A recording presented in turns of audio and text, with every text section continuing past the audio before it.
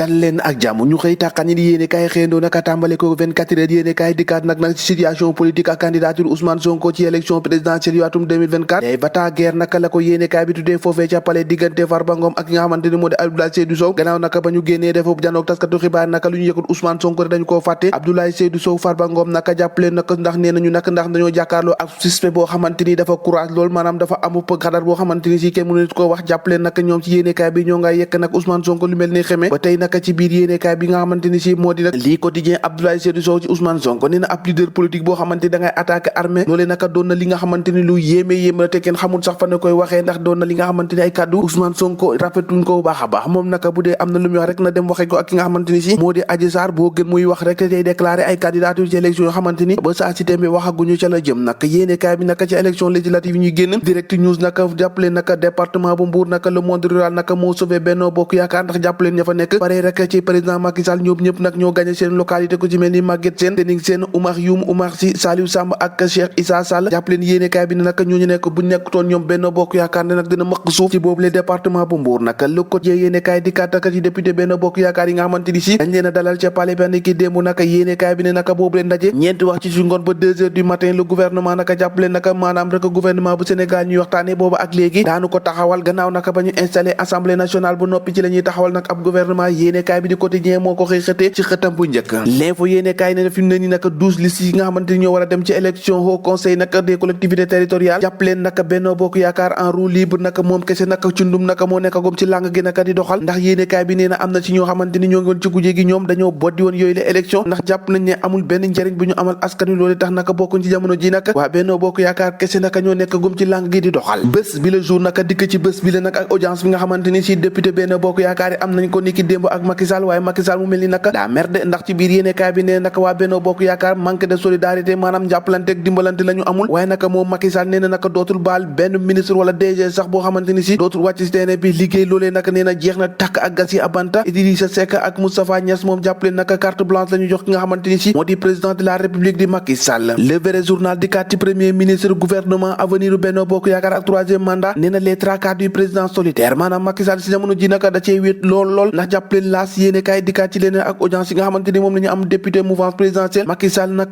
doppe na bu baax a baax ay troupam day dànkaafu rek ne fi mu ne nii dootu nangu kenn nag muy ñàkk rek muy mayo bi de bañ a liggéey nag fi mu ne nii ku nekk di ministre wala DG nag faaw nga wàcc si terrain bi mun a liggéeyal de ndax loolu lañ lay xaaree réew mi quotidien di kat ba tey ci Farba Ngom ak ki nga xamante ni moo di Abdoulaye Seydou Sow naka nee nañ dikki démb naka lu ñu waxut Ousmane Sonko dañ koo fàtte ab tiit groupé dëgg lañ ko may naka jëmale ko ci Ousmane Sonko ndax ñeen nekk nag jamono ji dañ koo fraliser moom Ousmane Sonko ndax am na lu ko doy sëkk ndax diggante ma Adji Sarr bu saa ci tembe leeragul kon nag bu amee lu muy wax na ko dem waxi ji foofu moo gën nag muy wax waxu ay candidature présidentielle te loolee naka du wax